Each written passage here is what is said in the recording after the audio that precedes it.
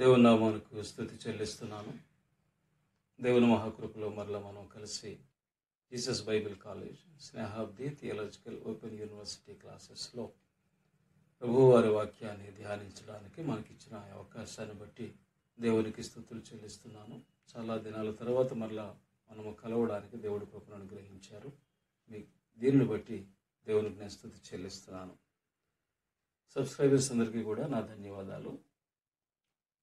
కొత్త వారు వీడియో చూస్తూ ఉంటే ఇది మీకు నచ్చితే తప్పకుండా సబ్స్క్రైబ్ చేసుకోండి. ఈ లెసన్స్ మీ స్నేహితులకు, ఆశ కలిగిన వారికి పరిచయం చేయమని కోరుతున్నాను. ఈరోజు మనం మాట్లాడుకోబోయే సబ్జెక్టు రిపెంటెన్స్. తెలుగులో మనము పశ్చాత్తాపము లేక మారు మనస్సు అనే పర్యాయ పదాలతో ఉపయోగిస్తాం. What is repentance? Repentance is a profound concept that involves a change of mind and heart, leading to a transformation in behavior. మనస్సులో లేక హృదయంలో మార్పు తెచ్చుకొని, సంపూర్ణమైన మార్పు తెచ్చుకొని తన ప్రవర్తనను మార్చుకోవడానికి చేసే ప్రయత్నాన్నే రిపెంటెన్స్ అని అంటాం.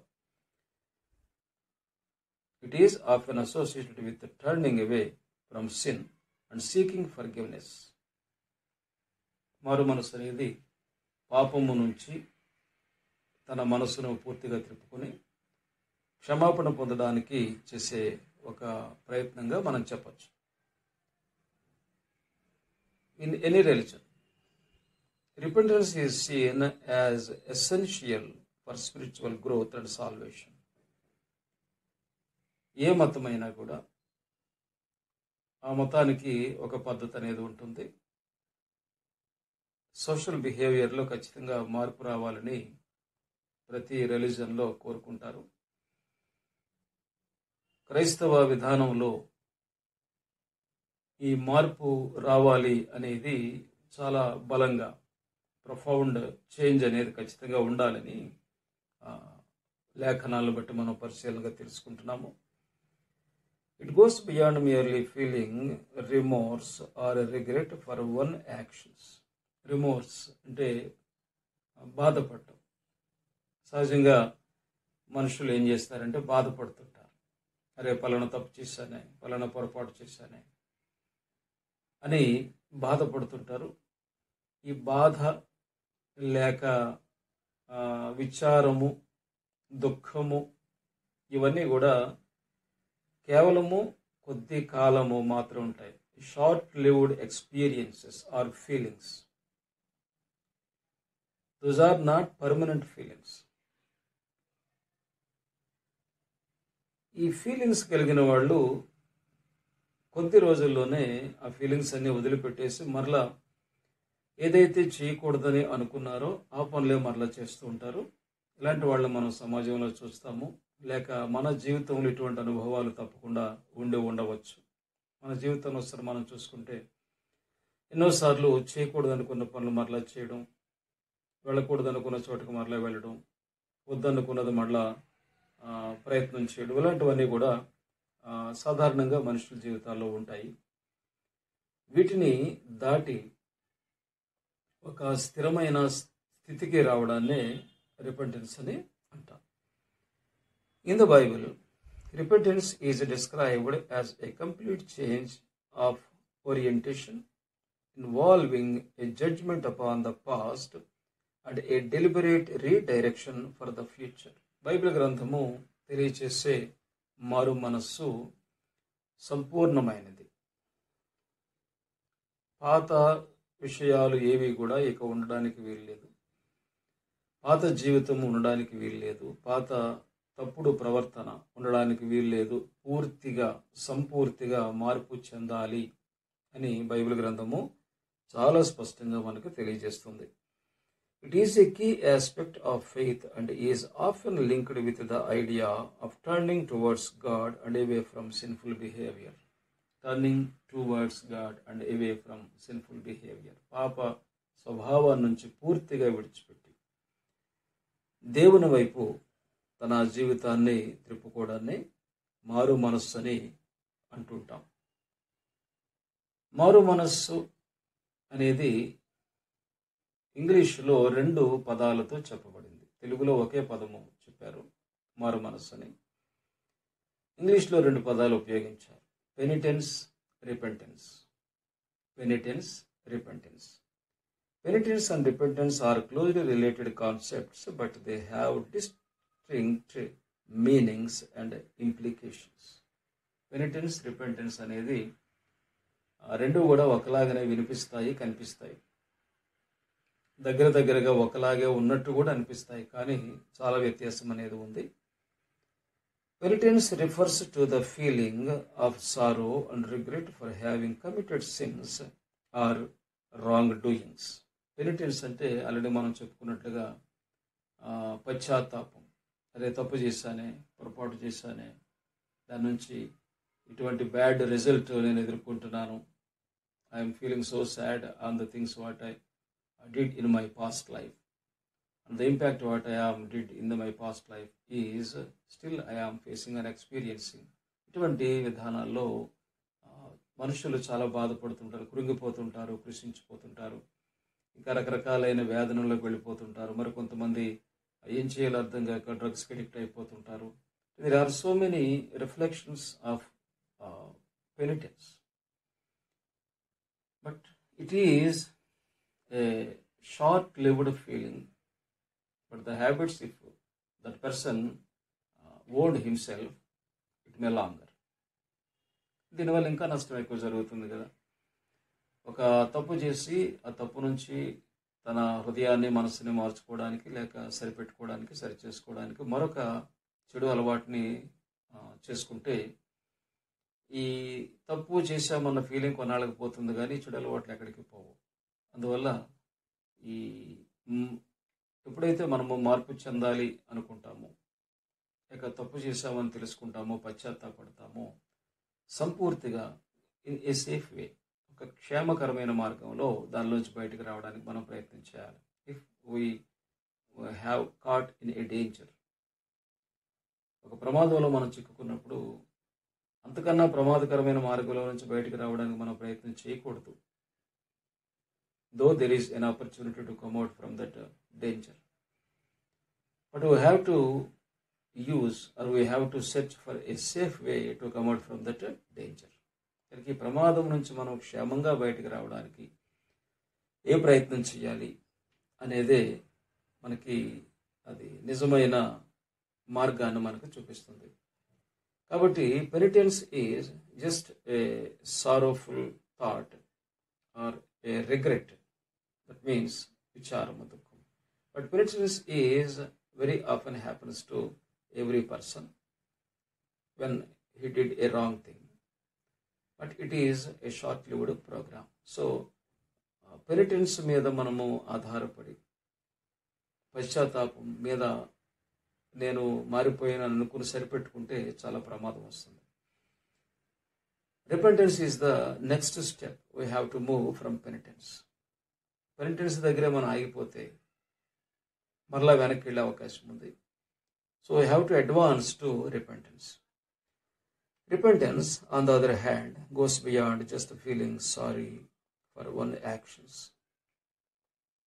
తప్పు చేశానని పశ్చాత్తాపడి, ఏదో బాధపడి, సారీ చెప్పి, లేక ఏదో ఉపవాసం చేసి, లేక ఏదో జాగరాలు చేసి, లేకపోతే ముడుపులు చెల్లించుకొని, లేక మొక్కుబళ్ళు చేసుకుని, లేక వ్రతాలు చేసి, నోములు చేసి, లేక మరోటి చేసి, ఈ ఆ బాధను,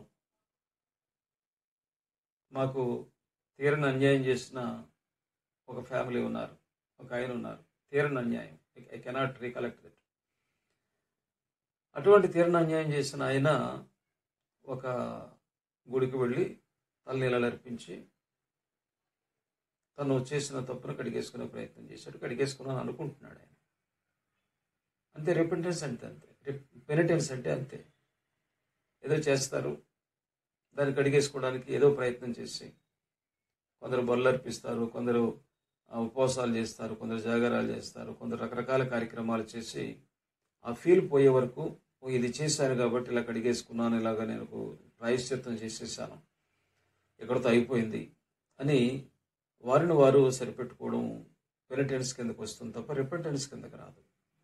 రిపెంటెన్స్ అనేది ఏమిటంటే ఒక తప్పు చేసినప్పుడు, పొరపాటు జరిగినప్పుడు దానిని ఏ విధంగా సరిచేయాలి, దాన్ని పూర్తిగా ఏ విధంగా రికవర్ చేయాలి,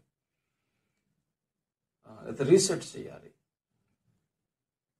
కంప్లీట్గా దాని నుంచి బయటకు ఎలా రావాలి, మళ్ళా షేడ్ తనలో లేకుండా ఎలాగున తన సేఫ్ జోన్లో ఉండాలి, ప్రిజర్వ్గా ఉండాలి అనేది ఆలోచించిన రిపెంటెన్స్ అంటారు. So repentance is a complete change in heart and in mind from the things what he done in his past life against to the God or against to the human beings.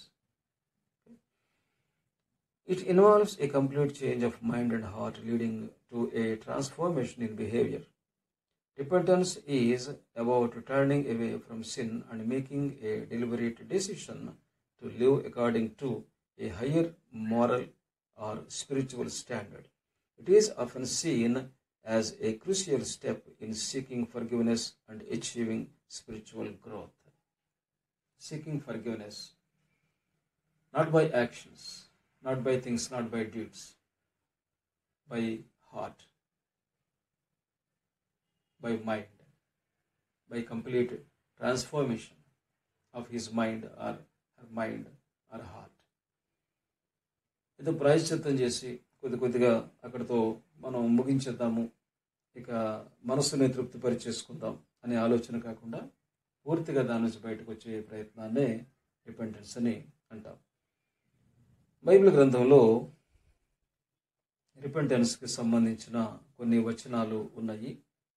ఇవి మీకు చెప్తాను, మీరు మళ్ళీ దీన్ని verify చేసుకోండి. అపోస్తల కార్యాలు 3:19 repent then and turn to God so that your sins may be wiped out, the times of refreshing may come from the Lord. మారు మనసు పొందండి, దేవుని వైపు తిరగండి, మీ పాపములు తుడిచివేయబడేలాగున దేవుడు అటువంటి కృప మీకు చూపించేలాగున మీరు మారు మనసు పొందండి అని పేతురు గారు తన ప్రసంగాన్ని వింటున్న వారికి తెలియచేయడం చూస్తున్నాం. In Second Chronicles, not Corinthians, 2 Chronicles 7:14. రెండవ దినవృత్తాంతాలు 7:14 If my people who are called by my name will humble themselves and pray and seek my face and turn from their wicked ways, then I will hear from heaven and I will forgive their sin and will heal their land. Because something happened to their land. పంటలు పండటం లేదు, వర్షాలు పడటం లేదు, చెడుపడలు విస్తరించిపోతున్నాయి. They are drastically came down from the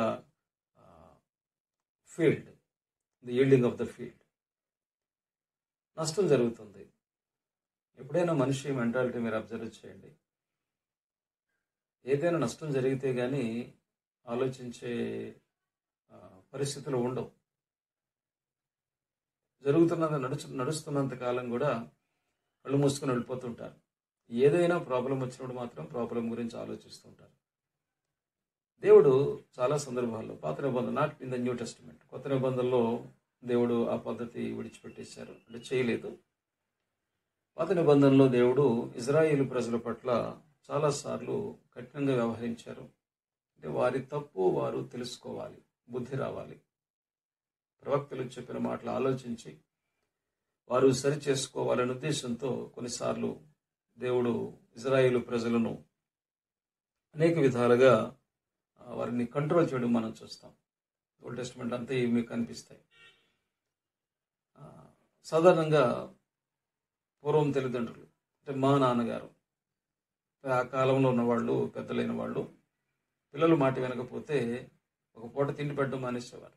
ఈ పూట వాడికి తిండి పెట్టుకు, కడుపు మడితే వాడే దారిలోకి వస్తాడని. మరి ఇప్పుడు అటువంటి తల్లిదండ్రులు ఉన్నారో లేదో నాకైతే తెలియదు, కానీ ఎందుకంటే పిల్లలు చనిపోవాలని కాదు, బాధపడాలని కాదు, బుద్ధి రావాలి అని దేవుణ్ణి మనం పరమ తండ్రిగా చెప్తున్నాం కనుక దేవుడు కూడా ఇజ్రాయెల్ ప్రజలకు బుద్ధి రావాలని కొన్నిసార్లు వారికి ఆకలిని కూడా ఇచ్చినట్లుగా చూస్తున్నాం. But in the new testament God did not do like that. పాత నిబంధనకి కొత్త నిబంధనకి చాలా ప్రత్యేకత ఉన్నది. పాత నిబంధనలో దేవుడు వ్యవహరించినట్లు కొత్త నిబంధనలు వ్యవహరించరు. పాత నిబంధన అనేది ఒక ఫ్యామిలీకి సంబంధించింది కనుక ఆ ఫ్యామిలీకి కంప్లీట్గా ఆయనే నాయకుడు దేవుడు కనుక ఆయన ఫ్యామిలీని కంట్రోల్ చేసే ప్రయత్నం చేశారు.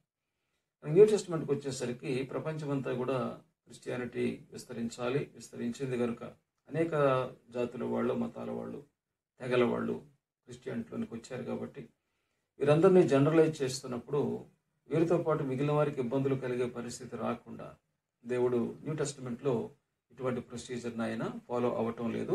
గమనించండి.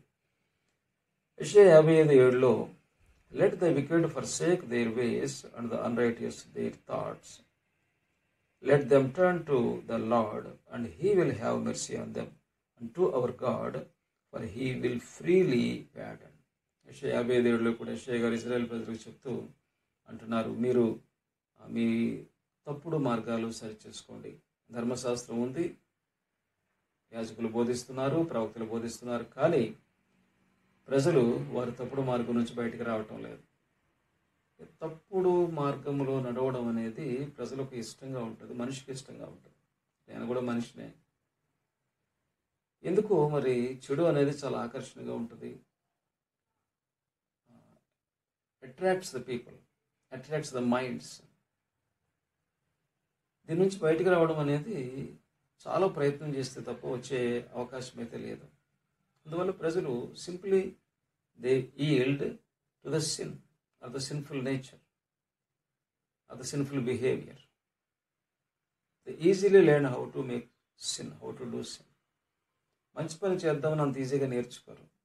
అదేంటో మరి హ్యూమన్ మైండ్ సెట్ అది ఎందుకు అలాగనా ఉందనేది కొంత విచిత్రమే.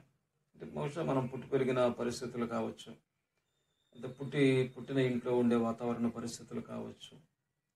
నెగిటివ్ అనేది అందుకే దేవుడు మంచి చెడు రెండూ తెలియజేసే పండుని తినొద్దు అని చెప్పారు. మంచి చెడు రెండూ తెలియజేసే పండు. మంచి తెలుస్తుంది, వెల్ అండ్ గుడ్, బట్ దాంతోపాటు చెడు కూడా తెలుస్తుంది. చెడు అనే దానికి ఒక డిఫరెంట్ డైమెన్షన్ ఉంది. మంచి అనేది సాఫ్ట్గా ఉంటుంది, చెడు అనేది అగ్రెసివ్గా ఉంటుంది. చెడు అనేదానికి మనుషులు ఎందుకో ది ప్రోన్ ఆ బలహీనత మనిషి మైండ్లో ఉంది. అది సొసైటీని బట్టి వచ్చిందా లేకపోతే నాలోనే వచ్చిందా అనేది మనం అంత ఈజీగా చెప్పలేము. కానీ ఏదైనప్పటికీ మనిషి మైండ్ సెట్, మనిషి నేచరు చెడుని ఇష్టపడినంతగా మంచిని ఇష్టపడదు. ఒకరిని కొట్టడానికి పరిగెట్టడానికి జనం పరుగులు తీసి వస్తారు, కానీ ఒకడికి పడిపోయిన వాడికి ఒక సహాయం చేద్దామంటే నాకెందుకు లేని వెళ్ళిపోతుంటారు. ప్రభువారు చెప్పిన మాటల్లో కూడా మనం చూస్తాం. ఒక అమ్మాయిని పట్టుకొచ్చి ఈమె వ్యభిచారం చేసింది అని కొట్టడానికి రాళ్ళు పట్టుకొచ్చారు. యేసు ప్రభువారు అమ్మాయిని సేవ్ చేశారు. కానీ అమ్మాయికి హెల్ప్ చేద్దాం, అసలు ఏం జరిగింది, వ్యభిచారంలో పట్టుబడినప్పుడు ఇద్దరు తీసుకురావాలి కదా, అమ్మాయిని తీసుకురావాలి, అమ్మాయితో పాటు వ్యభిచారం చేస్తున్న వ్యక్తిని కూడా తీసుకురావాలి. కానీ వాడు రాలేదు, వాడు లేడు, లేక వదిలిపెట్టేశారో తెలియదు, లేక వాడు మా వీళ్ళ సంబంధించిన వాడో తెలియదు. మొత్తానికి ఏమైతే ఒక ఆవిడని తీసుకొచ్చారు. కాబట్టి ఈజ్ కరెక్ట్. అని ఏంటంటే ఒక వ్యక్తిని ఇబ్బంది పెట్టాలి, ఒకళ్ళని బాధ పెట్టాలి, వాళ్ళని కష్టపెట్టాలి అనే మైండ్ సెట్ మనుషులకి ఉంటుంది.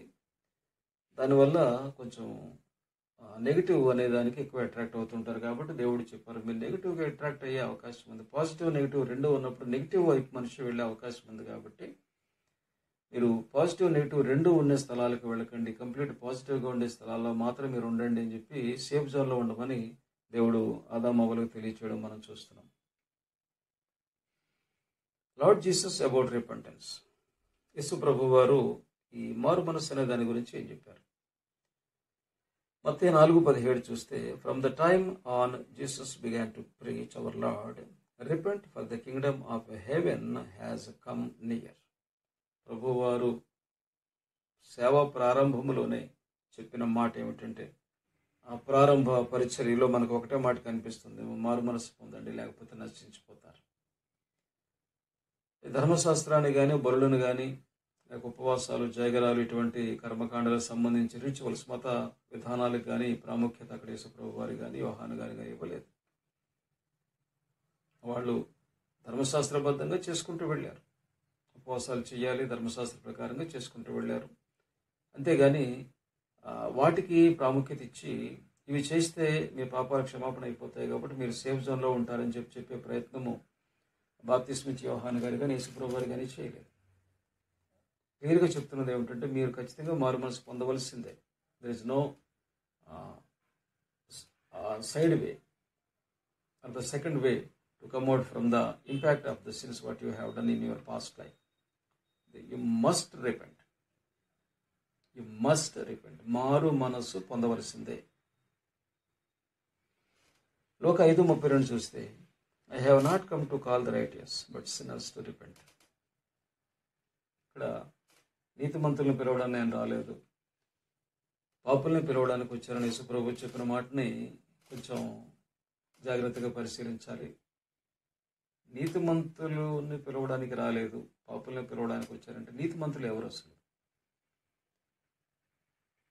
ఎవరైతే దేవుని యొక్క చిత్తాన్ని పూర్తిగా నెరవేరుస్తున్నారో, దేవుని క్రమాన్ని, ఆర్డినెన్సెస్, కమాండ్మెంట్స్ కాదు, కమాండ్మెంట్స్ ఎలాగో ఫాలో అవుతారో, ఆర్డినెన్సెస్ ఎవరైతే ఫాలో అవుతున్నారో దే విల్ బికమ్ రైటియస్, వాళ్ళు నీతిమంతులు అవుతారు. సరిగ్గా బైబిల్ని అర్థం చేసుకుని, లేక లేఖనాన్ని అర్థం చేసుకుని, దేవుని మాటలు అర్థం చేసుకుని క్రమంగా నడుస్తున్న వారి గురించి యేసు ప్రభు వారు మరలా వాళ్ళకి ఏమీ చెప్పడానికి రాలేదు. అయితే ఇక్కడ ప్రతి ఒక్కరూ ప్రభువుని విశ్వసించాలని ఎందుకు చెప్పారు? ఆల్రెడీ కొంతమంది నీతిగా నడుస్తున్నారని ఆయనే చెప్పినప్పుడు మళ్ళీ వాళ్ళని ఆ మార్గంలో వెళ్ళిపోనివ్వచ్చు కదా. యూదులు కానీ, గ్రీసు వాళ్ళు కానీ, అక్కడ చాలామంది ఉన్నారు. యేసు ప్రభు వారు బోధించిన వాళ్ళు, ఇతర మతాలకు చెందిన వాళ్ళు కూడా ఉన్నారు. వాళ్ళకి తెలిసినంతలో వాళ్ళు నీతిగా నడుస్తున్నారు. కానీ వాళ్ళు నీతిమంతులే కదా, వాళ్ళకి తెలిసినంత నడుస్తున్నారు. యూదులు కూడా చాలామంది నీతిమంతులుగా ఉన్నారు. అంటే వాళ్ళు ధర్మశాస్త్రాన్ని ఖచ్చితంగా ఫాలో అవుతున్నారు. అటువంటి వారికి ప్రభు ఏం చెప్తున్నారు? మరలా మీరు నా మార్గంలోకి రావాలి, నేనే మార్గం, నేనే సత్యం, నా మార్గంలో తప్ప మీరు ఈ మార్గంలో లేకపోతే తండ్రి దగ్గరికి మీరు రాలేరు అని చెప్తున్నారు. మరి దీని అర్థం ఏమిటి? నీతిమంతులు పిలవడానికి రాలేదు అంటే ఆల్రెడీ నీతిమంతులుగా కొంతమంది ఉన్నారు, వారి పని వాళ్ళు చేసుకునేవ్వండి, నేను పాపులు మాత్రం పిలవడానికి వచ్చానని మీనింగ్ వస్తుంది కదా.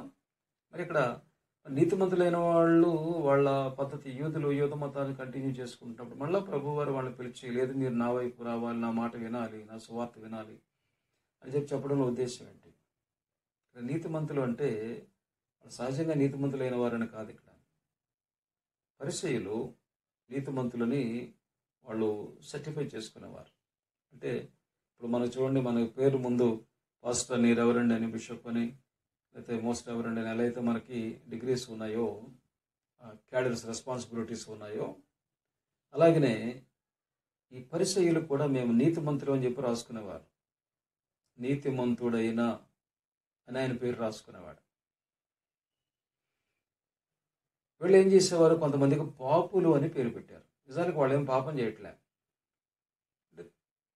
ఎప్పుడైతే వారు పేద స్థితిలో ఉన్నారో,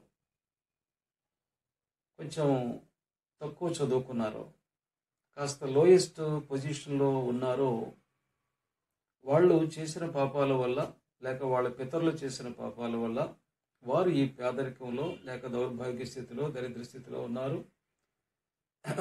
కుంటివారిగానో, గుడ్డివారిగానో, అనారోగ్యంతోనో ఉన్నారు, కుష్టివారిగా ఉన్నారు. కనుక వీరు పాపము చేశారు కాబట్టి వారికి పాపులని పేరు పెట్టారు. They brought A division in the society as righteous people and sinners. ఈ క్యారెక్టర్ని బట్టి కాదు, వాళ్ళ సోషల్ స్టేటస్ని బట్టి ఇది డివైడ్ చేశారు. నీతిమంతులను పిలవడానికి నేను రాలేదు అంటే యేసు ప్రభువు గారు చెప్పడం ఉద్దేశం ఏంటి? ఇక వాళ్ళు రారు. నేను నీతిమంతుడిని అనుకున్న తర్వాత ప్రభు దగ్గరికి ఎవరైనా ఎందుకు వస్తారు? నాకు ఏదన్నా ప్రాబ్లం, హెల్త్ ప్రాబ్లం ఉందంటే డాక్టర్ దగ్గరికి వెళ్తాను. నిన్నగాక మొన్న మా ఏరియాలో ఎవరో ఫ్రీ మెడికల్ క్యాంప్ పెట్టారు. నేను వెళ్ళలేదు. అంటే సంపూర్ణంగా 100కి 100 ఆరోగ్యంగా ఉన్నానని కాదు, అంత ఎమర్జెన్సీ లేదు, సరే వెళ్ళాల్సిన అవసరం లేదు, అప్పుడు చూసుకుందాం అని. కానీ వెళ్ళాలనుకున్న వాళ్ళు చాలామంది వెళ్తారు కదా. అలాగనే ఈ పరిచయులైన వాళ్ళు, శాస్త్రులైన వాళ్ళు యేసుప్రభు వారి కాలంలో మేము నీతిమంతులమని వాళ్ళు అనుకునేవారు. నీతిమంతులు అనుకున్న తర్వాత ఇంకా ఎవరు ప్రభు దగ్గరికి వస్తారు, మారుమనసు పొందడానికి వస్తారు? రారు కదా. అందుకని ప్రభు ఏం చేశారు, ఎవరైతే నేను పాపం చేశానని అనుకున్నారో ఆ పాపము చేసిన వారిని నీతిమంతులుగా, పరిశుద్ధులుగా చేయడం కొరకు వారి దగ్గరికి ప్రభువారు వెళ్ళి వారిని సేవ చేయడం. అంటే చూడండి, మీకు ఎప్పుడైనా గమనించండి, ఆకలితో ఉన్న వాళ్ళకి అన్నం పెట్టడం అనేది కరెక్ట్ అవుతుంది, కానీ ఎక్కువైపు నుండి పెట్టడం కరెక్ట్ కాదు. మాకు ఉంది అనేవాడికి ఇవ్వడం అనేది ఎప్పుడు కరెక్ట్ కాదు కదా. అలాగే యేసుప్రభు వారు కూడా మాకు అవసరం లేదనుకున్న వాళ్ళ దగ్గరికి వెళ్ళలేదు ఆయన. ఎందుకంటే వెళ్ళడం వేస్ట్, టైం అంతా వేస్ట్. ఆయన చాలా శ్రమపడి వెళ్ళాలి కదా. ఈ రోజుల్లో ట్రాన్స్పోర్ట్ అనేది లేదు కదా, ఎక్కడికైనా నడుచుకుని వెళ్ళాలి, లేదా కంచరగాడిదల మీద వెళ్ళాలి, ఎండలో వెళ్ళాలి. ఇప్పుడు ఫెసిలిటీస్ లేవు. అటువంటి సమయంలో ప్రభువారు వెళ్ళేటప్పుడు చాలా జాగ్రత్తగా ఆలోచించి వెళ్ళేవారు. ఇక్కడికి వెళ్తే వెళ్ళాలా వద్దా, వెళ్తే రిజల్ట్ ఉంటుందా లేదా, లేకపోతే అనవసరం టైం వేస్ట్ కదా అనుకునేవారు. అందువల్ల నీతిమంతులు అంటే అది మీనింగ్. లూకా 13:3 I tell you no but unless you repent you too will all perish. లూకా 13:3 కూడా మాట ఉంటుంది. యెరూషలేము దేవాలయంలో సొలొమోను గారు కట్టించిన ఒక మంటపం ఒకటి కూలిపోయి కొంతమంది చనిపోతారు. చనిపోయినప్పుడు దేవాలయంలో ఉన్న వాళ్ళందరూ ఏమనుకుంటారంటే ఎంత పాపాత్ములో, ఎంత దుర్మార్గులో, అందువల్ల వాళ్ళు దేవాలయంలో చనిపోయారు, దేవుడే వాళ్ళని చంపేశారు, మేమందరూ పరిశుద్ధులు, నీతిమంతులం కాబట్టి మాకేమీ ప్రమాదం రాలేదు అని ఈ ఆత్మతృప్తి అంటాం. దీన్ని ఏమంటామంటే సెల్ఫ్ డిటర్మినేషన్. నాకు నేనే సర్టిఫై చేసేసుకుంటాను, నేను చాలా మంచివాడిని, బుద్ధిమంతుడిని, అబ్బో నేను చాలా కరెక్ట్గా ఉన్నాను, నేను ప్రతిదీ చాలా కరెక్ట్గా ఫాలో అవుతున్నాను, అబ్బో నాలో ఏ మిస్టేక్ లేదని నాకు నేనే సర్టిఫై చేసుకునే మనస్తత్వం ఉంటే కనుక చాలా డేంజర్ అది. ఎవరికి వారు నాలో ఉన్న మిస్టేక్స్ నాకు తెలియదు, నాతో ఉన్న వాళ్ళకి తెలుస్తాయి. అలాగే వాళ్ళలో ఉన్న మిస్టేక్స్ వాళ్ళకి తెలియదు, నాకు తెలుస్తాయి. కనుక ఎప్పుడు కూడా మనలో ఉన్న మిస్టేక్స్ తెలుసుకునే ప్రయత్నం చేయాలి. సార్ నేను విజయనగరం హోటల్లో పాస్టర్ గారితో కలిసి భోజనం చేస్తున్నప్పుడు నాకన్నా పెద్ద ఆయన అడిగాను ఒకసారి, అయ్యా నాలో ఏమైనా మిస్టేక్స్ ఉంటే కనుక నాకు మీరేం మొహమాట లేకుండా చెప్పండి, నేను సరి చేసుకుంటానన్నా. అంటే మనము సరి చేసుకోవాలి. మనలో ఉన్న మిస్టేక్స్ మనకు తెలియదు, ఎంతో వారికి తెలుస్తాయి. అది సరి చేసుకునే ప్రయత్నం చేయడం అనేది చాలా చాలా అవసరం. ఓకే. తర్వాత mark 1:15 the time has come he said the kingdom of God has come near repent and believe the good news. ఇక్కడ కూడా రెఫరెన్స్ మనము చూస్తున్నాం. Lord Jesus words on repentance over church. అంటే మారు మనసు పొందిన తర్వాతే కదా సంఘంలోనికి మనుషులు వెళ్తారు. క్రైస్తవ సంఘంలో మారు మనసు పొంది బాప్తిసం తీసుకున్న వారిని మాత్రమే చేర్చుకుంటారు. అంటే వాళ్ళు తప్పులు విడిచిపెట్టి నేను మారు మనసు పొందానని చెప్తే బాప్తిజం ఇస్తారు. బాప్తిజం పాప క్షమాపణ కొరకు తీసుకుంటారు. బాప్తిజం అయిపోయిన తర్వాత వారు చర్చిలోకి వస్తారు. అంటే ఆల్రెడీ వారు మారు మనసు పొందేశాము. చాలామంది క్రైస్తవులు మీరు అడిగితే నువ్వు రక్షణ పొందిన దినం ఏమిటంటే బాప్తిజం తీసుకున్న డేట్ చెప్తుంటారు. అంటే బాప్తిజం తీసుకోగానే నేను రక్షణ పొందేశాను, ఇక అయిపోయింది, ఇక ఏం పర్వాలేదు, I am in the safe zone, నాకేం పర్వాలేదు అనే ఒక థాట్లోనికి వెళ్ళిపోతారు. ఆ టీచింగ్ కూడా కొన్ని చోట్ల అలాగే ఉంటుంది. నువ్వు బాప్తిజం తీసుకుంటే చాలు, దేవుడికి నిన్ను కంప్లీట్ సేఫ్ జోన్లో పెడతారు, ఇంక నీకు ఏం ప్రాబ్లం ఉండదని కొంతమంది చెప్పడంతో ఇటువంటి అపోహలో చాలామంది ఉన్నారు. బాప్తిజం అనేది సంఘంలో చేరడానికి మాత్రమే, దేవుని కుమారుడిగా, దేవుని కుమార్తె గుర్తించబడడానికి మాత్రమే మనకు ఉపయోగపడుతుంది. బాప్తిజం వల్ల ఎవరు పరలోకానికి వెళ్ళరు. బాప్టిజం తీసుకోవడం అనేది పాస్ మార్క్ కాదు. Okay. Revolution 2:5 Consider how far you have fallen. Repent and do the things you did at first. If you do not repent, I will come to you and remove your lampstand from its place. This is a strong command or strong order given by Lord Jesus Christ to the Ephesian church. What is the reason is they have to repent. మారు మనస్సు పొందండి. ఇక్కడ ఎవరికి చెప్తున్నారు? Total church, whole చర్చ్కి చెప్తున్నారు. ఇంతవరకు మనము మారు మనస్సు అనేది పర్సనల్గా చూసాం. ఒక వ్యక్తి మారాలి, తనకు తను ఎలా మార్చుకోవాలి, తన జీవితం ఎలా మార్చుకోవాలో చూసాం. ఇప్పుడు ఇది కలెక్టివ్గా చెప్తున్నారు. చర్చ్లో 10 మంది ఉండొచ్చు, 100 మంది ఉండొచ్చు, 1000 మంది ఉండొచ్చు, 10,000 మంది ఉండొచ్చు. వీరందరికీ ఒకే మాట దేవుడు చెప్తారు. ఎఫ్ఎస్సి సంఘంలో ఎంతమంది ఉన్నారో మనకు కరెక్ట్గా తెలియదు. నా అంచనాకి ఎఫ్ఎస్సి సంఘంలో, ఎఫ్ఎస్సి పట్టణంలో ఒక 2,000 నుంచి 3,000 మంది క్రైస్తవులు ఖచ్చితంగా ఉంటారు. అప్పటి పరిస్థితులు బట్టి ఇంకా ఎక్కువే ఉండొచ్చు కాక, మినిమం 3,000 నేను అనుకుంటున్నాను, నాకున్న అవగాహన బట్టి. వీరందరినీ బిషప్ గారు నడిపిస్తున్నారు. ఆ బిషప్ గారికి ఈ 3,000 అనుకుంటే, ఈ 3,000 సంఘానికి దేవుడు ఒకే హెచ్చరిక చేస్తున్నారు. మీరు అందరూ మారు మనస్సు పొందాలి. అదేమిటండి? మారు మనస్సు పొందే కదా సంఘంలోకి వచ్చాం. మేము అన్నీ విడిచిపెట్టేసాం, విగ్రహారాధన విడిచిపెట్టేసాం, పాపం విడిచిపెట్టేసాం, రకరకాల వ్యసనాలు విడిచిపెట్టేసాం, అన్నీ మారే కదా మేము సంఘంలో ఉన్నాము. ఇప్పుడు మళ్ళీ మేము మారాలంటే ఏమిటి అంటే, మారు మనస్సు పొందిన తరువాత ఒక వ్యక్తి దేవుని రూపములోనికి మారే ప్రయత్నము చేయాలి. మారు మనస్సు అనేది జస్ట్ లైక్ అడ్మిషన్ ఇంటూ ఏ స్కూల్. ఒక పాఠశాలలో మనం ప్రవేశించడం అనే దాంతో సమానం. పాఠశాలలో ప్రవేశిస్తే సరిపోదు కదండి. మనం చదువుకొని ఉన్నత స్థితికి వెళ్ళి ప్రయోజకులుగా మారాలి, లేకపోతే ఉపయోగం అయితే ఉండదు. అలాగే మారు మనస్సు పొంది బాప్టిజం తీసుకుని సంఘంలో ప్రవేశించి అంతా అయిపోయింది అనుకుంటే తప్పు.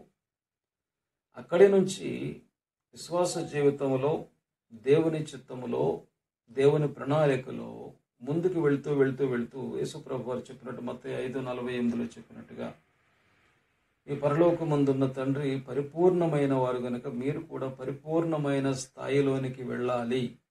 అంతవరకు మీరు విశ్రమించొద్దు, నేను ఏదో చేసేసానని మీరు అనుకోవద్దు. You should become perfect in whole అని యేసుప్రభు వారు చెప్పడం మనం చూస్తున్నాం. ఇక్కడ ఎఫెసీ సంఘము ఆ పర్ఫెక్ట్ హోల్నెస్ అనేది పోగొట్టుకుంది.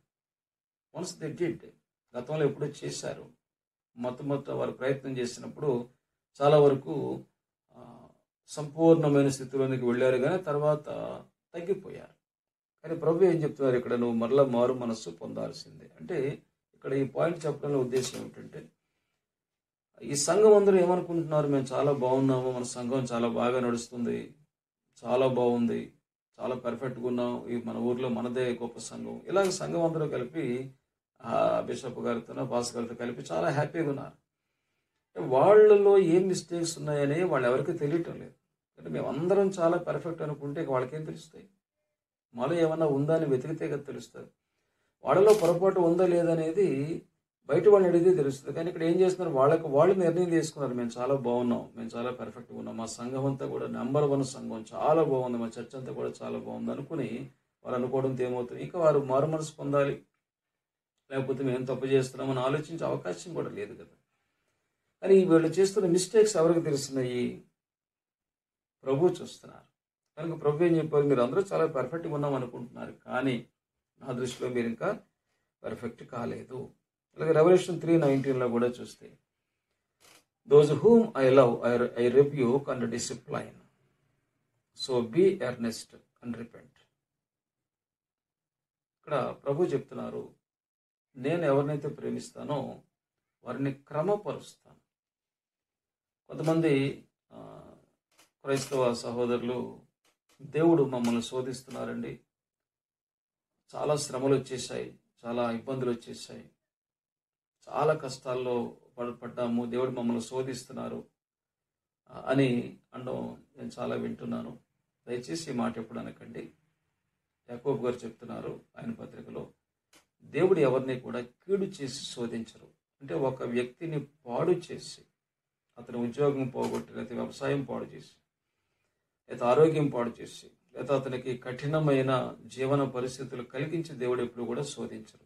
అది పాత నిబంధనలోనే అయిపోయిందే, మీకు ఇందాక మొదట్లో చెప్పాను. న్యూ టెస్టిమెంట్లో సంఘాలని దేవుడు అలా చూచినప్పుడు ఆ విధంగా మనుషుల్ని ఆకలితో మార్చి, రోగాలతో కొట్టి, హింసించే పద్ధతి దేవుడు ఎప్పుడు కూడా చేయరు. ఎగ్జామ్ అంటే పరీక్షలు రాయడానికి మనం వెళ్ళినప్పుడు మళ్ళీ నీళ్లు తాగొద్దని, ఉపవాసంతో ఉండండి, మీరు వారం రోజులు ఉపవాసం ఉండి పరీక్షలు రాయమని ఎవరైనా చెప్తున్నారా? శుభ్రంగా తినండి, వాటర్ బాటిల్ కూడా తెచ్చుకోండి, ఎగ్జామ్ రాయండి, పాస్ అవ్వండి. పరీక్షలు మనల్ని శిక్షించడానికి కాదు, మనం ఎంత నేర్చుకున్నామో మనము దాన్ని తిరిగి రీకలెక్ట్ చేసుకోవడానికి, దాన్ని మనం ఇంప్లిమెంట్ చేయడానికి.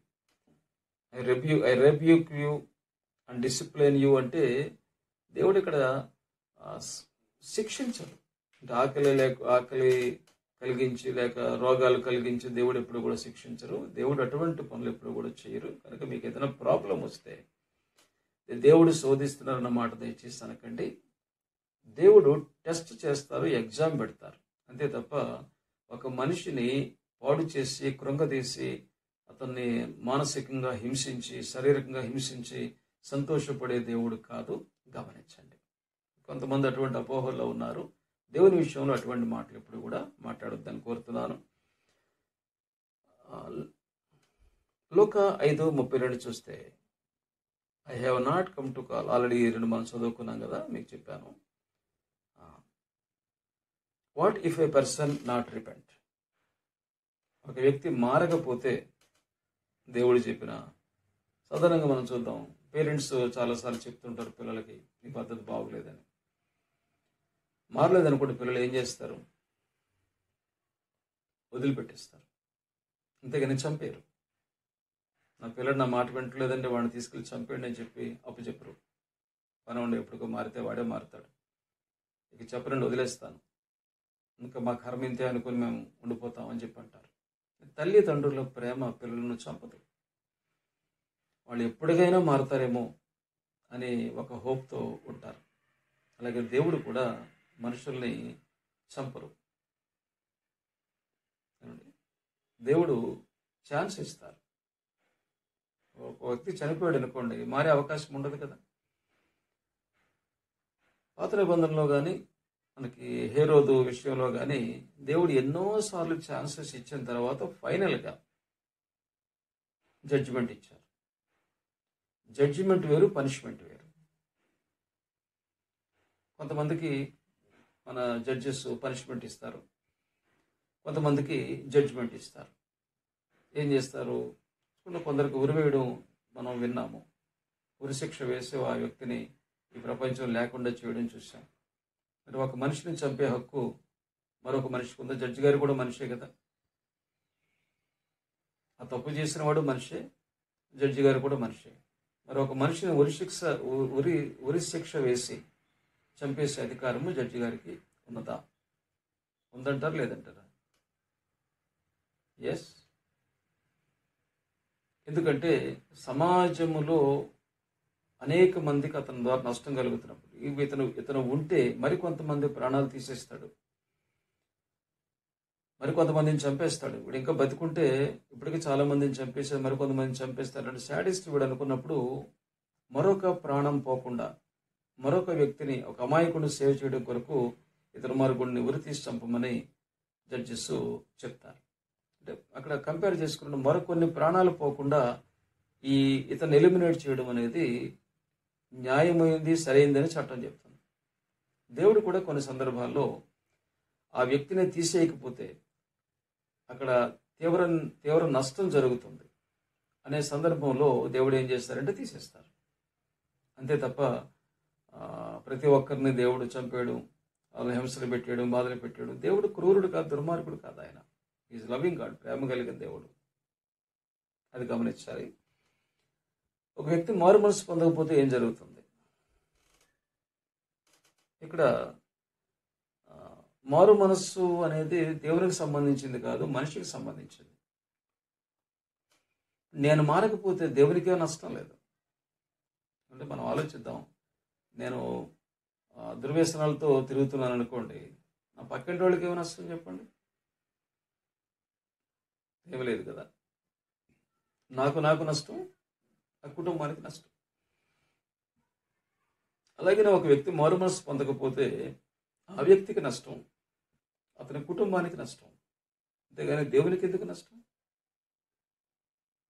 కనుక నేను మారు మనసు పొందకపోతే దేవుడు ఏదో బాధపడిపోతారు, దేవుడు ఫీల్ అయిపోతారు, God run after me by saying repent repent repent Vijay Kumar అని చాలామంది అనుకుంటున్నారు.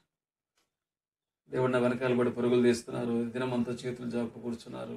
ఇవన్నీ కూడా వాటి ఇడియమ్స్. అవన్నీ అవి వాక్యం కాదు. ప్రవక్త ఆ ప్రజలకు ఆ విధంగా తెలియచేయడం అంతే తప్ప దేవుడు రోజంతా చేతులు చాపి కూర్చోరండి. దేవుడు అటువంటి పని ఎప్పుడు చేయరు. God is superior. దేవుడు చాలా is high person, high personality. God will give opportunity to a person to become righteous. God never cries for a person if he runs in his sin. దేవుడు మనిషి కాదు, దేవుడు నరుడు కాదు ఏడవడానికి, నవ్వడానికి, బాధపడడానికి, చింతించడానికి. గమనించండి, దేవుడు ఒక ఆఫీసర్ ఏం చేస్తారు?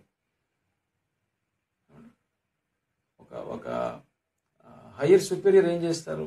వారికి ఆపర్చునిటీ ఇస్తారు. సార్ మిస్టేక్ అయిపోయింది, పొరపాటు అయిపోయింది, నాకు కొంచెం టైం ఇవ్వండి, సరి చేసుకుంటారంటే ఛాన్స్ ఇస్తారు. అంతేగాని ఆ వ్యక్తి కొరకు ఎందుకు ఏడుస్తారు? గమనించండి. ఒక వ్యక్తి పాపంలో ఉండి మారుమనసు పొందకపోతే ఏం జరుగుతుంది? Separation from God.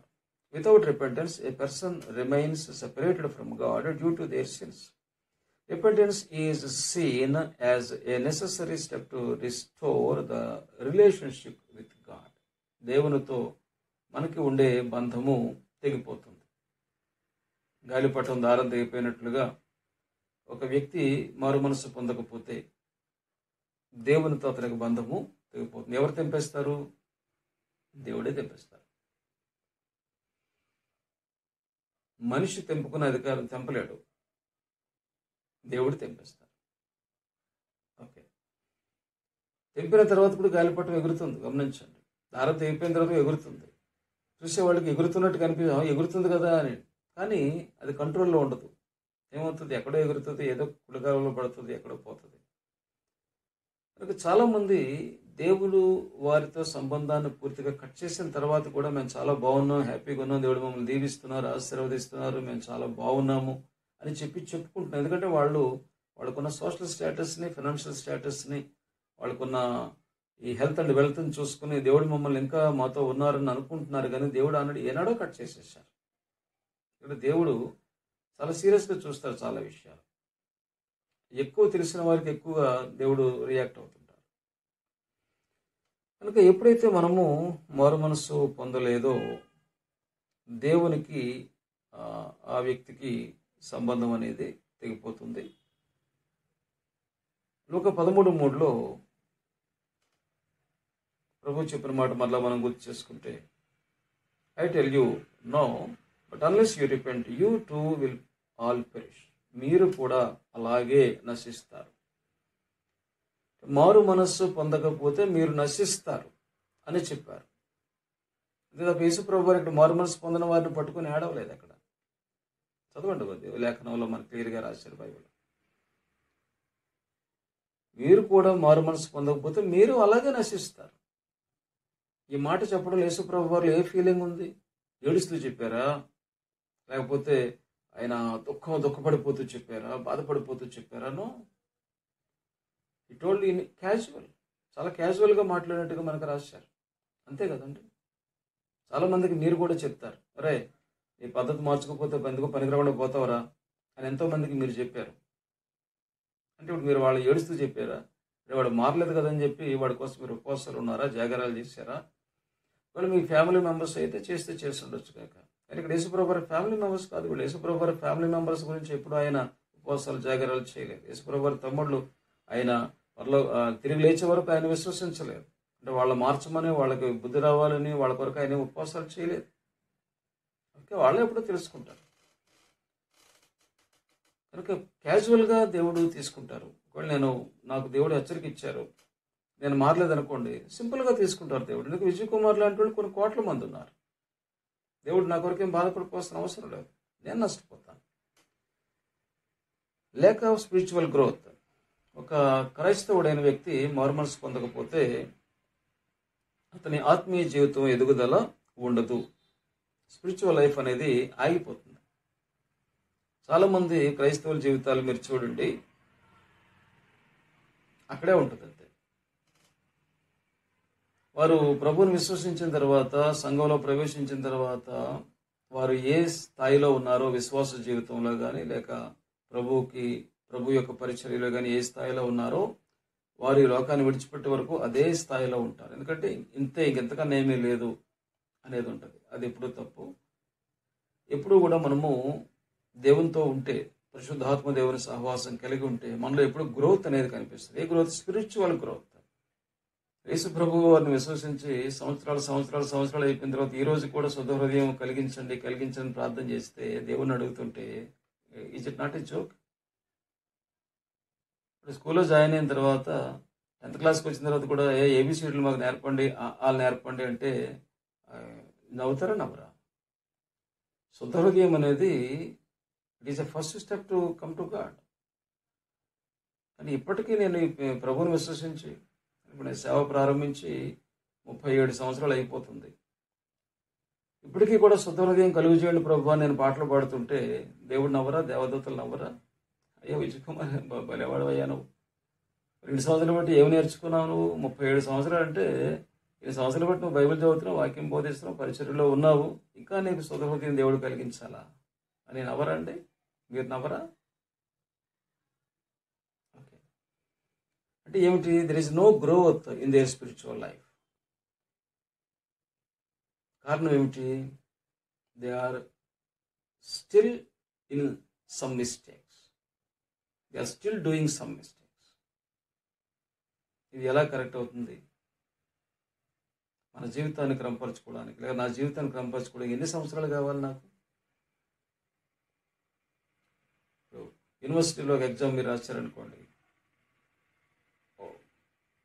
కొన్ని సబ్జెక్ట్స్ ఉండిపోతే 2వ, 3వసారి రాసుకోవచ్చు.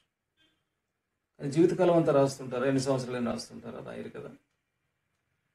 నేను విన్నాను 3 times 4 attempts అయిన తర్వాత ఇక వాళ్ళకి రాయడానికి అవకాశం ఇవ్వరట, మళ్ళీ కొత్తగా రాసుకోవడమేనట. అంటే ఏం చేశారు? మళ్ళీ రాయడానికి అవకాశం కూడా క్లోజ్ చేసేసారు. దేవుడు కూడా అంతే. చూస్తారు వ్యక్తి మారలేదనుకోండి. ఇక్కడ ఎఫ్ఎస్సీ సంఘానికి ఏం చెప్పారు? మీరు మారకపోతే మీ సంఘాన్ని తీసి, దీపస్తంభం అంటే సంఘం, మీ సంఘమే లేకుండా చేసేస్తానన్నారు. అంతే తప్ప మీరు ఒక 1000 సంవత్సరాలు మీకు టైం ఇస్తాను, 100 సంవత్సరాలు టైం ఇస్తాను, మారనని చెప్పలే. మీరు మారకపోతే మీ సంఘం తీసేస్తాను అన్నట్టుగానే దేవుడు ఎఫ్ఎస్సీ సంఘాన్ని తీసేశారు. ఇప్పుడు ఎఫ్ఎస్సీ సంఘం లేదు, ఆ పేరు అక్కడ కూడా లేదు. వాడు మారలేదు, దేవుడు తీసేశారు. అలాగే నేను మారకపోతే దేవుడు నన్ను పక్కన పెట్టేస్తారు. ఆత్మీయ జీవితం ఒకవేళ నేను మంచి విశ్వాసం అనుకుంటూ నాలో ఎదుగుదల లేదంటే అర్థం ఏంటి? నేను ఆత్మీయంగా ఎదగలేకపోతున్నానంటే నాలో ఇంకా మిస్టేక్స్ ఉన్నాయి, నేను మారలేదు సంపూర్తిగా అని అర్థం అక్కడ. What is the benefits of repentance? మారు మనసు పొందినప్పుడు దేవుడు క్షమిస్తారు. అపోస్తలు 3:19 repent then and turn to God. దేవుడు మిమ్మల్ని క్షమిస్తారు. దేవుడు క్షమించను అని ఎప్పుడు అనరు. నిజంగా మారు మనసు, నిజంగా పశ్చాత్తాపడితే ఖచ్చితంగా దేవుడు క్షమిస్తారు. మారు మనసు అనేది ఎప్పుడు కన్ఫర్మ్ చేసుకుంటారంటే దేవుడు మన మాటల్లో కన్ఫర్మ్ చేసుకోరు. ఈరోజు మారిపోయానని చెప్పి రేపు మళ్ళీ వెధవ పనులు చేస్తే దేవుడు కన్ఫర్మ్ చేసుకోరు. నేను మారాను అని చెప్పిన తర్వాత కొన్ని దినాలు దేవుడు నన్ను అబ్జర్వ్ చేస్తుంటారు. నా క్యారెక్టర్లో ఏమైనా మార్పు వస్తుందా, లేక నేను నిజంగానే మారినట్టున్నాను, అప్పుడు దేవుడు నన్ను ఆయన క్షమాపణలు పెడతారు. ఈరోజు మారిపోయి రేపు మళ్ళీ తప్పు చేస్తున్నానంటే అది ఎలా కరెక్ట్ అవుతుంది? నేను మారినట్టు కాదు కదా. Okay, restored relationship with God. ఒక వ్యక్తి మారు మనసు పొందితే దేవునితో అతనికి తెగిపోయిన సంబంధాన్ని తిరిగి ఏర్పాటు చేసుకోవచ్చు. స్పిరిచువల్ రిలేషన్ తెగిపోయింది అనుకోండి, దేవునితో మన సంబంధం తెగిపోవడం అంటే ఉద్యోగాలు పోవడం, డబ్బులు నష్టపోవడం, అయితే ఆస్తులు పోవడం కాదు. ఆత్మీయమైన అనుబంధాన్ని దేవునికి మనకి దూరం చేసేసుకుంటాం. మనసులో దేవుని యొక్క ప్రేమను మనం అనుభవించలేం, దేవుని సన్నిధి మనం ఎంజాయ్ చేయలేం, దేవుని ప్రసన్నత మనం అనుభవించలేం, దేవుడు నాతో ఉన్నారు అనే ధైర్యం మనలో ఉండదు. ఎక్కడో ఏదో వెలితి కనిపిస్తుంటుంది, ఏదో లోపం కనిపిస్తుంటుంది, అన్నీ ఉన్నాయి కానీ ఏదో లేదు అన్న ఫీల్ కనిపిస్తుంటుంది. ఇదే దేవునితో మనం దూరంగా ఉన్నామని మన ఆత్మ మనకు తెలియజేస్తున్నారు. కనుక we definitely have to restore the first relationship what we have when the time began our spiritual life. అండి ఇన్నర్ పీస్ ఆల్రెడీ చెప్పాను మాట మీకు. మనస్సులో శాంతి అనేది ఉండాలి, ప్రశాంతత ఉండాలి అంటే దేవునితో మనము రిస్టోర్ అవ్వాలి. రిస్టోర్ అవ్వకపోతే మనశ్శాంతి ఉండదు. మనసులో శాంతి అనేది చాలా బలాన్ని మనకు కలిగిస్తుంది. హెజ్కేల్ 18:23 ఒక మాట రాశారు హెజ్కేల్ గారు, do I take any pleasure in the death of the wicked. చెడ్డవారు చనిపోతే దేవుడేమి సంతోషపడే దేవుడు కాదు చెప్పారు అక్కడ. ఆ వ్యక్తి మారు మనసు పొందాలి. హెజ్కేల్ 18 మీరు చదవండి. ఆ వ్యక్తి మారు మనసు పొంది అతడు బ్రతకాలని నేను కోరుకుంటాను, కానీ ఒక వ్యక్తి చావాలని ఎప్పుడు నేను కోరుకోను అని దేవుడు హెజ్కేల్ గారితో మాట్లాడినట్లుగా హెజ్కేల్ గారు రాస్తున్నారు. 2 పేతురు 3:9 కూడా చూస్తే, the lord is not slow in keeping his promise as some understand slowness, instead he is patient with you, not wanting anyone to perish but everyone to come to repentance. సంఘాన్ని హింసిస్తున్నవారు, క్రైస్తవుల్ని హింసిస్తున్నవారు ఎక్కువ మంది ఆ రోజుల్లో ఉన్నారు. పేతురు గారు ఈ పత్రిక రాసే కాలంలో విశ్వాసులు ఏమనుకుంటున్నారంటే, మమ్మల్ని హింసలు పెడుతున్నారు, బాధలు పెడుతున్నారు, మేము చాలా నీతిగా ఉన్నప్పటికీ మమ్మల్ని శ్రమల పాలు చేస్తున్నారు, కనుక ఇటువంటి వారికి దేవుడు ఎందుకు పనిష్మెంట్ ఇవ్వటం లేదు, వీళ్ళు ఎందుకు దేవుడు శిక్షించటం లేదు, వీళ్ళ ప్రాణం తీసేస్తే దరిద్రం పోయే కదా, మేము సేఫ్గా ఉంటాం కదా అని క్రైస్తవులు అనుకుంటున్నప్పుడు దానికి పేతురు గారు చెప్పిన జవాబు ఏంటంటే, మీరు అలా అనుకోకూడదు. దేవుడు ఒక వ్యక్తికి ఎంతో అవకాశం ఇస్తారు. ఒకడు దుర్మార్గుడైన పౌలు గారిని చూడండి, ఆయన సంఘాన్ని హింసిస్తున్నారు అని చెప్పి యేసు ప్రభు వారు పౌలు గారిని చంపేసి ఉంటే, ఆ రోజు దమస్కు మార్గంలో నువ్వు సంఘాన్ని హింసిస్తున్నావు కనుక నిన్ను చంపేస్తాను, తీసేస్తానని చెప్పి ఆ దమస్కు మార్గంలో పౌలు గారిని దేవుడు చంపేసి ఉంటే తర్వాత ఎంత పరిచర్య ఆగిపోయి ఉండేది. దేవుడు అవకాశం ఇచ్చారు, దేవుడు అవకాశం ఇస్తారు. ఇక అవకాశం మీరిపోయి మరీ నష్టం కలిగించేలా ఉంటే మాత్రమే దేవుడు ఒక వ్యక్తిని ఎలిమినేట్ చేసే ప్రయత్నం చేస్తారు, కానీ సాధారణంగా దేవుడు ఎవరిని కూడా ఎలిమినేట్ చేసే ప్రయత్నము చెయ్యరు. కనుక నన్ను హింసించే వాళ్ళకి ఎటువంటి పనిష్మెంట్ రాలేదని దేవుడు కామ్గా ఊరుకున్నారు, నన్ను బాధ పెట్టినా సరే దేవుడు చూస్తూ ఊరుకున్నారు అని ఏ క్రైస్తవులు కూడా అనుకోకూడదు. దేవుని ప్రణాళిక వేరుగా ఉంటుంది, మనుషుల ఆలోచనలు వేరుగా ఉంటాయి. ఒక 15:7 చూస్తే, I tell you that in the same way there will be more rejoicing in heaven over one sinner who repents than over 99 righteous persons who do not need to repent. అలా ఇందాక మనం చెప్పుకున్న మాటకి దీనికి సంబంధించిన మాట ఇది. దేవుడు ఏమంటున్నారు ఇక్కడ, ఒక వ్యక్తి మారు మనసు పొందితే పరలోకంలో ఎంత సంతోషం అనేది కలుగుతుందంట. అంతే కదండి. ఇప్పుడు ఒక చెడు వ్యసనం నుంచి ఒక వ్యక్తి బయటకు వస్తే ఆ ఫ్యామిలీలో వాళ్ళందరూ హ్యాపీ ఫీల్ అవుతారు. ఆ ఫ్యామిలీ కాదు, వాళ్ళ బంధువులు, చుట్టాలు అందరూ కూడా, ఫ్రెండ్స్ అందరూ కూడా ఓకే ఇప్పుడు బాగుపడ్డాడు అని చెప్పి అందరూ హ్యాపీగా ఫీల్ అవుతారు.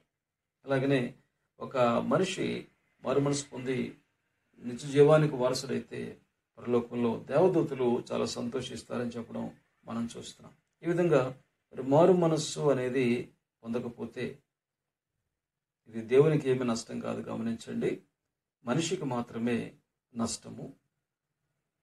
అందువల్ల ఖచ్చితంగా ప్రతి ఒక్కరూ మారు మనస్సు పొందాలని. పాప జీవితంలో ఉన్నప్పుడు ఒక మారు మనస్సు ఉంది, పరిశుద్ధులైన తర్వాత, సంఘంలో ప్రవేశించిన తర్వాత, దేవుని బిడ్డలైన తర్వాత కూడా మారు మనస్సు పొందుతూ ఉండాలి, నేర్చుకుంటూ ఉండాలి, మనకు మనం సరి చేసుకుంటూ ఉండాలి. ఏమీ లేదండి, నాలోనికి నేను చూసుకుంటే నాకు చాలా విషయాలు అర్థమైపోతాయి.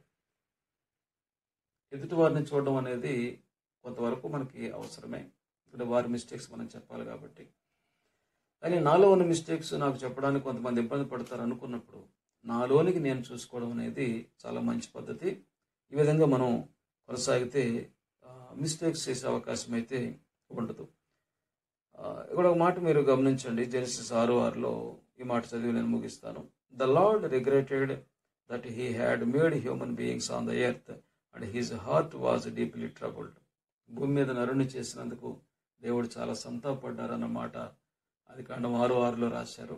ఇది that is the clear opinion of Moses, not the opinion of god. దేవుడు సంతాపపడరు, ఎందుకంటే దేవుడు మనిషిని చేయాలనే చేశారు. సంతాపం ఎప్పుడవుతుంది?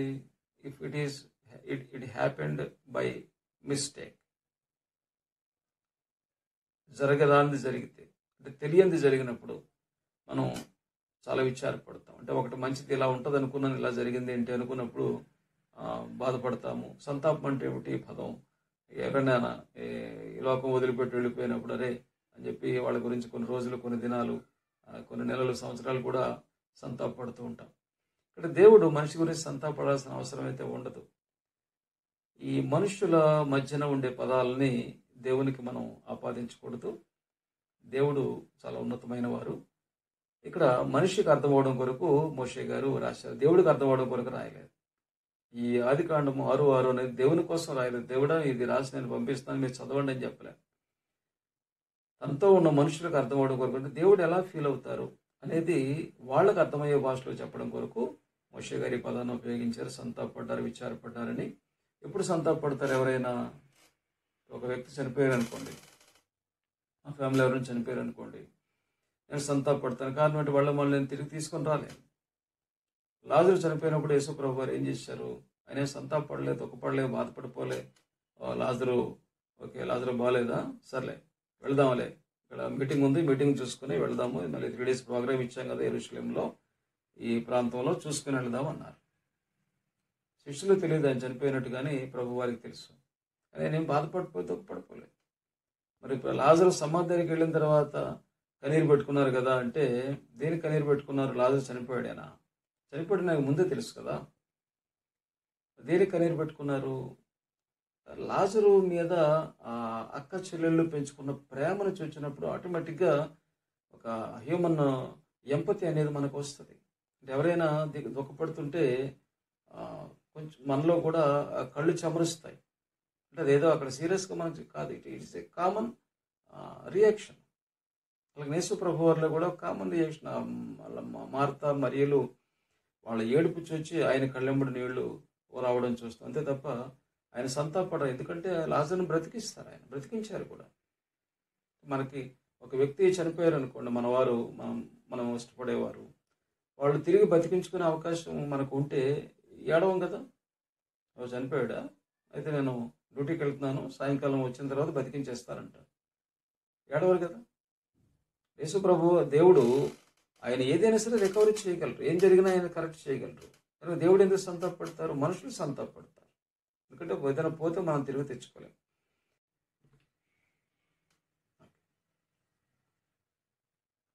కనుక దేవుడు సంతాపడ్డారు, పశ్చాత్తాపడ్డారు, బాధపడ్డారు, విచారపడ్డారు. ఈ మాటలేవి కూడా దేవునికి మనము చెప్పకూడదు, అనకూడదు. దేవుడు అటువంటి పరిస్థితులు దేవునికి ఉండవు. మీరు సిస్టమేటిక్ థియాలజీ స్టడీ చేస్తే దేవునిలో ఉండే గుణ లక్షణాలు మీరు చాలా స్పష్టంగా తెలుసుకునే అవకాశం ఉంది. కనుక మీరు తప్పకుండా ఇటువంటి సబ్జెక్ట్స్ మీరు స్టడీ చేయండి. మన బైబిల్ కాలేజీలో మనం టీచ్ చేస్తున్నాము. లేదా మీకు ఎక్కడ అవకాశం ఉంటే అక్కడ నేర్చుకోండి. లేదా మీరు ఓన్గా కూడా బుక్స్ చదువుకొని, సిస్టమేటిక్ థియాలజీ బుక్స్ మీరు కొనుక్కొని చదువుకొని అయినా నేర్చుకోండి. దేవుని గురించి మనం తప్పకుండా తెలుసుకోవాలి. కనుక ఒక వ్యక్తి మరొక వ్యక్తి గురించి బాధపడినట్టుగా దేవుడు బాధపడరు. ఒక వ్యక్తి మరొక వ్యక్తి గురించి ఆలోచించినట్లుగా దేవుడు ఆలోచించరు. దేవుని ఆలోచనలు చాలా ఉన్నతంగా ఉంటాయి. అయితే దేవుడు కోరుకునేది ఏంటంటే ప్రతి ఒక్కరూ మారాలి. కనుక మారు మనస్సు అనేది ఖచ్చితంగా that is the first examination to every believer and every Christian to get qualified into heavens or into spiritual growth. గమనించండి. కనుక నేను మారు మనసు పొందడం అనేది నాకు అవసరం తప్ప దేవునికి కాదు. నేను మారకపోతే నాకు నష్టం కానీ దేవునికి కాదు. కనుక దేవుని కొరకు ఎవరు మారు మనసు పొందొద్దు. దేవుడు ఫీల్ అయిపోతారేమో అని ఎవరు మారొద్దు. నాకు నేనుగా, మీరుగా, మీ కొరకు మాత్రమే మీరు మార్పు చెందండి. మీరు ఏ విధంగా ఉన్నారో మిమ్మల్ని మీరు చెక్ చేసుకోండి. దేవుడు ఆయన కృప మనందరికి కూడా తోడుగా ఉంచి ఆయన ఆలోచనను మనం గ్రహించి సంపూర్ణముగా దేవుని చిత్తములో ఆయన ఏ విధంగా ఉండాలని మనల్ని ఆశించారు ఆ విధంగా ఉండాలని నేను ఆశపడుతూ నా మాటలు ముగిస్తున్నాను. దేవునికి స్తుతి చెల్లిస్తున్నాను. ఈ సబ్జెక్ట్ విన్నందుకు మీ అందరికీ కూడా మరొకసారి ధన్యవాదాలు తెలియజేస్తున్నాను. Jesus Bible college, Snehabdi theological open university and Snehabdi episcopal diocese ఈ పరిచర్యలోనికి మిమ్మల్ని నేను ఆహ్వానిస్తున్నాను. మీరు ఈ పరిచర్యలో పాల్గొనాలనుకుంటే డెఫినెట్గా మీరు నన్ను కాంటాక్ట్ చేయండి, లేక మీ మెసేజ్ పెట్టండి. నేనే మీతో కలిసి మాట్లాడతాను. మనం అందరం కలిసి దేవుని రాజ్యాన్ని కడదాము, దేవుని చిత్తాన్ని జరిగిద్దాం. దేవుని కృప మనందరికీ తోడై ఉండి నడిపించును గాక. ఆమేన్.